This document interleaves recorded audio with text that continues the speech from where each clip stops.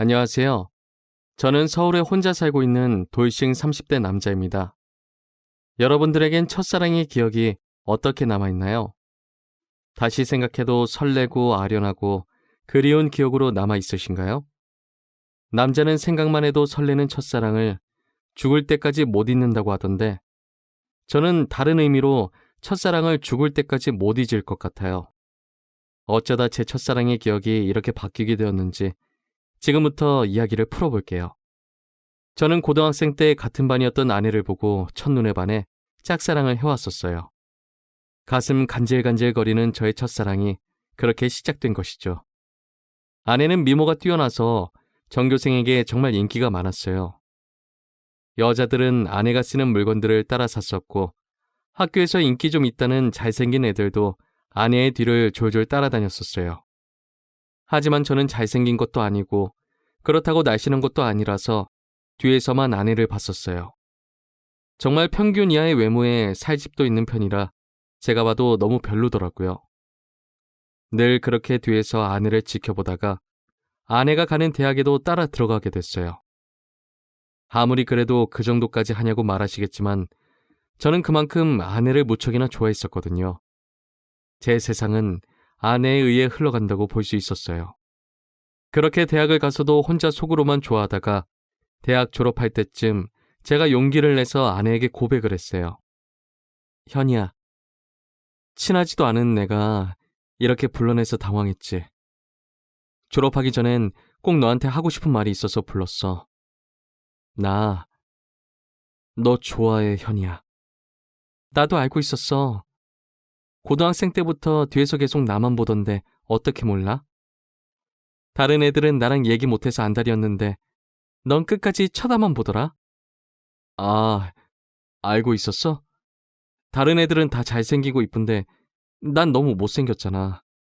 그래서 너한테 말을 걸 용기가 없어서 그냥 뒤에서 쳐다만 봤어. 차라리 말을 걸지 그랬어. 뒤에서 쳐다만 보면 얼마나 무서운 줄 아니? 장난이야. 오히려 다른 애들과는 다르게 특이해서 자꾸 눈길이 가더라고. 아, 그랬어? 그럼 계속 특이한 애로 남게 오늘도 말 걸지 말 걸 그랬나? 나 근데 정말 너 좋아해. 대학까지 따라올 만큼 진짜 진심으로 좋아해. 대학까지 따라온 거야? 내가 뭐라고 이렇게 좋아해 주는 거야? 나 정말 별거 아닌 사람인데. 아니야. 너만 보고 있으면 주변이 환해지고 너가 웃을 때마다 내가 행복해지는걸. 이젠 졸업 앞두고 마지막이라고 생각하고 말한 거야. 부담 가지지 마. 대답 안 해줘도 돼. 왜? 난 대답하고 싶은데. 원래 고백은 대답 들으려고 하는 거 아닌가? 나는 좋아. 우리 한번 만나보자. 아직 어리니까 가볍게 만나보고 아니면 그때 헤어지면 되지. 저는 인생은 믿져봐야 본전이라는 생각에 당연히 차일 것이라고 예상하고 고백한 것인데 예상 밖으로 아내는 활짝 웃으면서 저를 받아주더라고요. 그렇게 저희는 얼떨결에 연애를 하게 되었어요. 남들과 똑같이 데이트도 하고 사랑을 나누었죠. 아내 주변에서는 도대체 저를 왜 만나냐고 했었는데 그냥 웃기만 하더라고요. 저는 이유가 뭐든 지금 아내와 사귀고 있다는 자체가 행복해서 아무런 상관이 없었어요. 그리고 졸업을 하고 저는 운 좋게 대기업에 취업을 하게 되었어요. 아내도 대기업에 계속 이력서를 넣어보는데 서류 전형은 대부분 합격을 하는데 저보다 자격증이 많이 부족해서 그런지 최종 면접에서 항상 떨어지더라고요. 결국은 대기업은 포기하고 중소기업에 취직을 하게 되었죠. 위로가 전혀 안 되겠지만 그래도 아내에게 취직 축하한다고 맛있는 것도 사주고 아내가 평소 갖고 싶어 했던 지갑도 축하 선물로 사줬습니다. 아내는 저의 응원을 받고 힘을 내서 열심히 회사를 다녔어요. 제가 어느 정도 직급이 올라갔을 때 아내에게 결혼을 하자고 했어요. 아내는 망설임도 없이 단칼에 제 청혼을 거절하더라고요. 아직 직장이 변변치 못하다면서 자신이 당당해질 수 있을 때 결혼을 하고 싶다고 했었어요. 아무것도 없는 나랑 결혼하고 싶다고 해줘서 너무 고마운데 아직 내가 직장이 변변치 않아서 지금 결혼하기엔 너한테 너무 미안해. 그럼 내가 싫어서 거절하는 게 아니라 직장 때문에 거절하는 거야?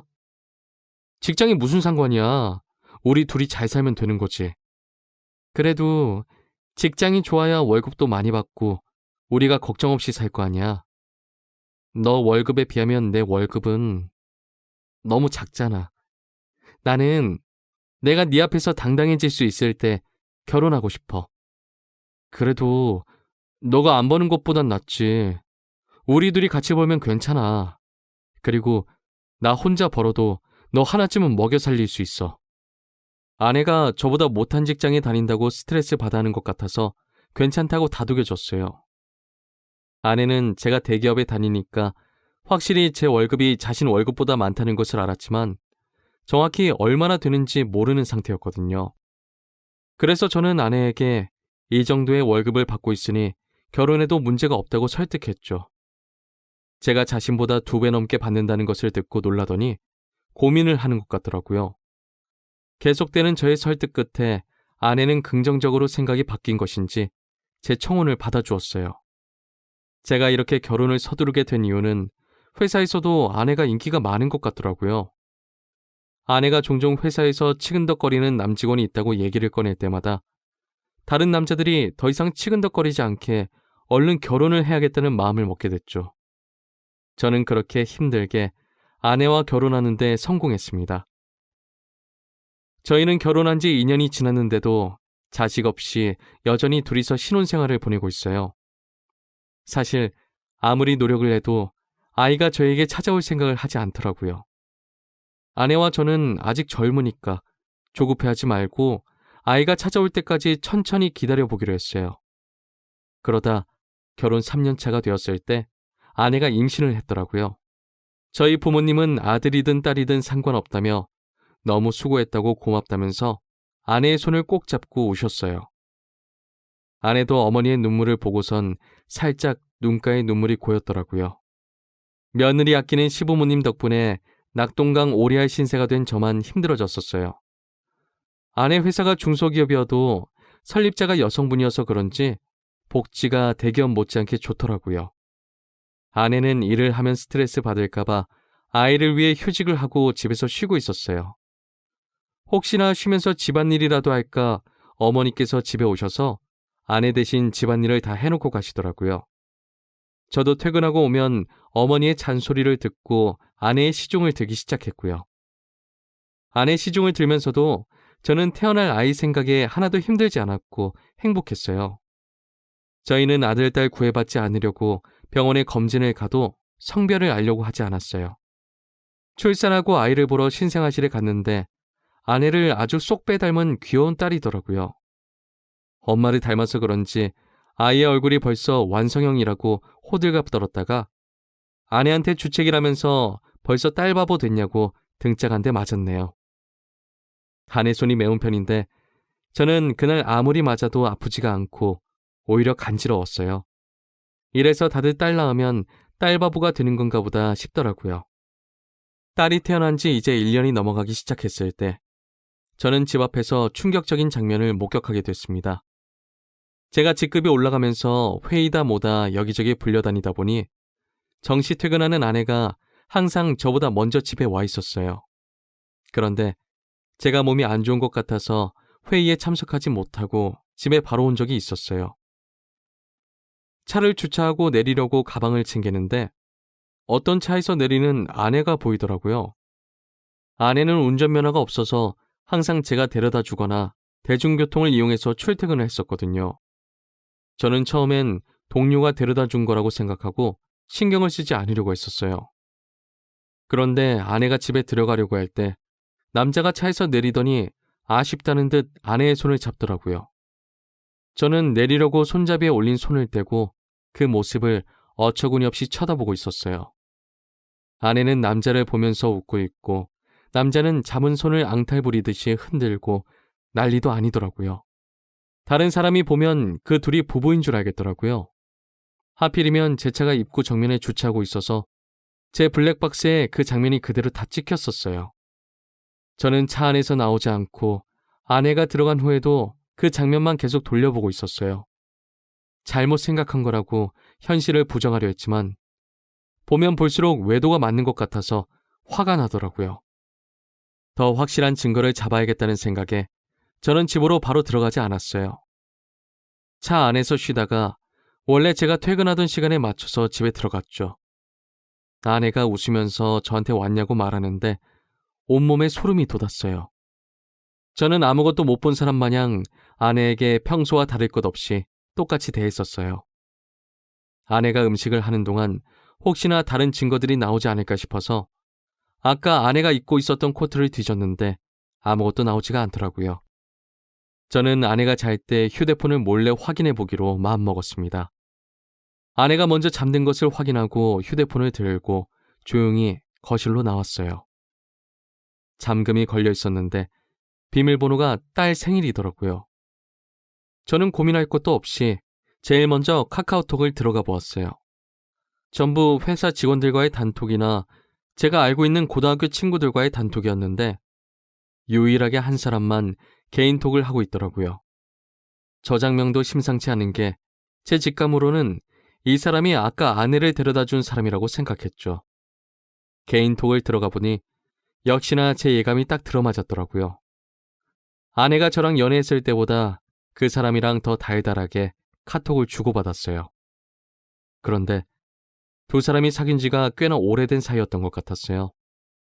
같이 데이트하면서 찍은 음식 사진에 남자가 살짝 걸려있는 사진들과 대놓고 찍은 커플 사진들도 있길래 모조리 제 휴대폰으로 옮겨놓았어요. 그리고 다음날 아침밥을 먹으면서 아무렇지 않은 표정으로 평소 대화하듯 아내에게 이혼 서류를 준비하라고 했어요. 아내는 잘못 들은 건가 싶은 표정으로 갑자기 무슨 소리냐고 하더라고요. 저는 아무 말 하지 않고 커플 사진을 아내의 폰으로 전송했어요. 방금 내가 당신한테 사진을 하나 보냈는데 그게 우리 이혼 사유야. 그러니까 군말 없이 퇴근하면 이혼 서류 준비하고 당신 짐 싸놓고 있어. 여보, 내가 미안해. 다신 안 그럴게. 잘못했어. 내가 당장 그 남자 정리할게. 우리 딸을 봐서라도 이 엄마는 안 돼. 엄마는 아빠 없는 애로 키울 수 없잖아. 안 그래? 그걸 아는 사람이 남편 두고 이렇게 딴 남자를 만나고 있었던 거야? 저번에 친구랑 저녁 먹고 온다고 했던 날도 그 남자랑 먹었더라? 그땐 정말 아무 사이 아니었어. 그날은 둘 다 상사한테 엄청 혼나고 퇴사 고민할 만큼 힘들길래 같이 저녁 먹으면서 하소연하고 헤어진 게 다야. 진짜야. 거짓말 치지 마. 내가 그전 대화까지 안 봤을 것 같아? 내가 사진만 대충 본 줄 아는 거냐고. 대화 내용까지 다 봤는데 왜 거짓말 치는 거야? 나도 모르겠어. 이렇게 거짓말 해서라도 당신 잡고 싶었나 봐. 내가 잘못했어. 나를 욕해도 좋아. 그런데 이혼만은 절대 안 돼, 여보. 그래? 그럼 지금 그놈이랑 당장 헤어져. 그렇지 않으면 난 무슨 짓 할지 몰라. 당신 회사에 불륜 증거 다 뿌리고 이혼할 수도 있어. 아내는 회사에 불륜 사실을 알리겠다고 하니 당장 그 남자에게 전화해서 이별을 통보하더라고요.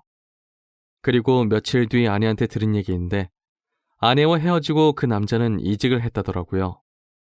어디로 이직했는지는 모르고 남자가 휴대폰 번호를 바꿔버려서 만약에 다시 만나고 싶다고 한들 만날 수 없는 상황이라고 확실히 관계가 끝났다는 것을 말해줬어요.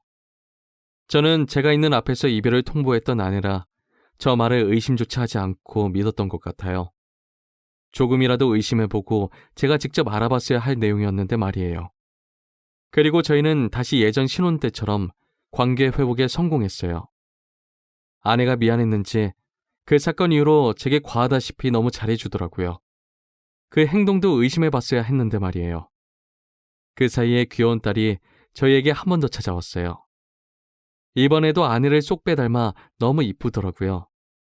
어쩜 두 딸 모두 좋은 유전자만 받고 태어난 건지 눈에 넣어도 안 아플 지경이었어요. 제가 한동안 딸 보는 재미가 얼마나 쏠쏠했는지 몰라요.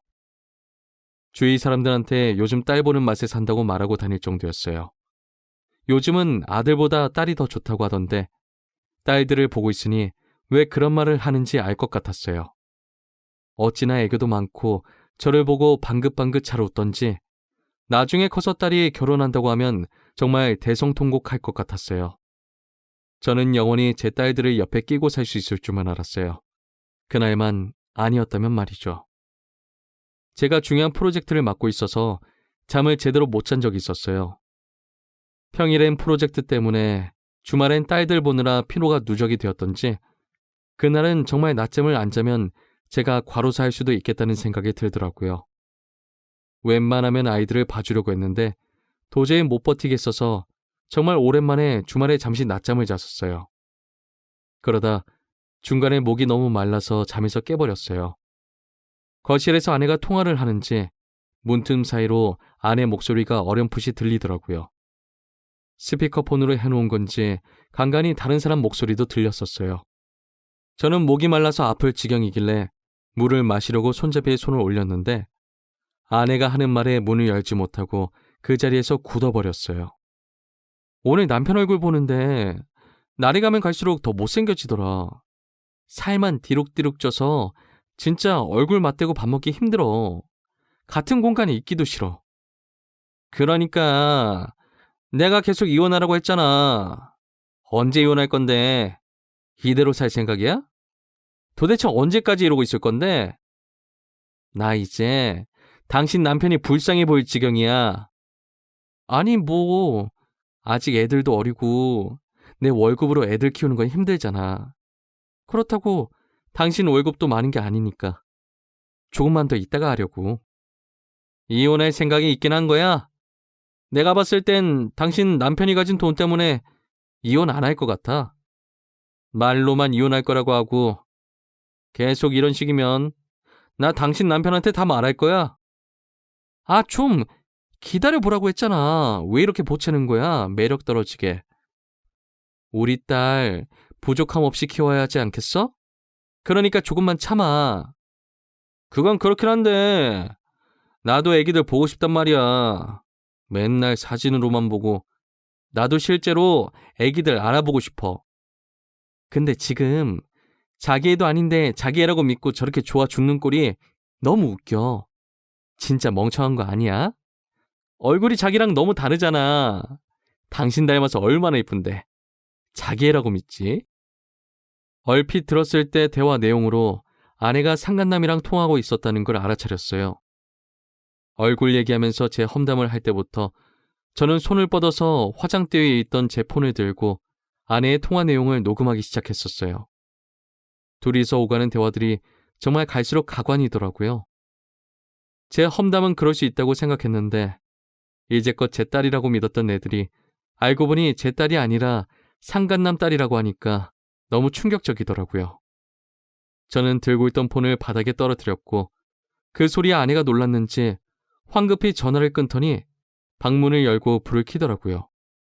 불을 켜자마자 바로 앞에 서 있던 저를 발견하고 놀라서 소리를 지르더라고요. 여보, 당신 언제부터 여기 있었어? 혹시 내가 통화하는 거 들은 거야? 어디서부터 들었어? 다 들었어? 너 당장 내 집에서 나가. 더 이상 네 목소리 듣고 싶지 않으니까. 아무 말 하지 말고 지금 조용히 그대로 문 열고 나가. 여보, 이거 오해야. 내 말 좀 들어봐, 어? 당신이 지금 어디서부터 뭘 들었든 다 오해야. 그러니까 이거 드라마 얘기야. 내가 요즘 보는 막장 드라마 있는데 그 얘기하는 거였어. 내가 방금 분명히 당신 목소리 듣고 싶지 않다고 말했을 텐데. 나가. 안 나가? 못 나가겠으면 내가 나가게 만들어줘? 아이들 데리고 당장 나가! 여보, 내가 정말 미안해, 어? 나 여기서 절대 못 나가. 한 발자국도 안 나갈 거야. 여기서 나가면 정말 갈 곳이 없어. 그러니까 제발 한 번만 봐줘. 괜히 입만 아프게 더 말할 필요 없고 여기 있는 물건들 다 내 돈으로 산 거니까 그대로 두고 귀찮게 짐 쌀 필요 없이 몸만 나가면 되겠네. 아이들 데리고 나가. 내 인내심도 여기까지니까. 아내는 계속 나갈 수 없다면서 제 바지가랑이를 잡고 늘어지더라고요. 저희가 싸우는 소리에 놀란 애들도 울고불고 난리가 났었어요. 제 애가 아니라는 말을 들으니 더 이상 애들이 울든 말든 달래주고 싶지가 않았어요.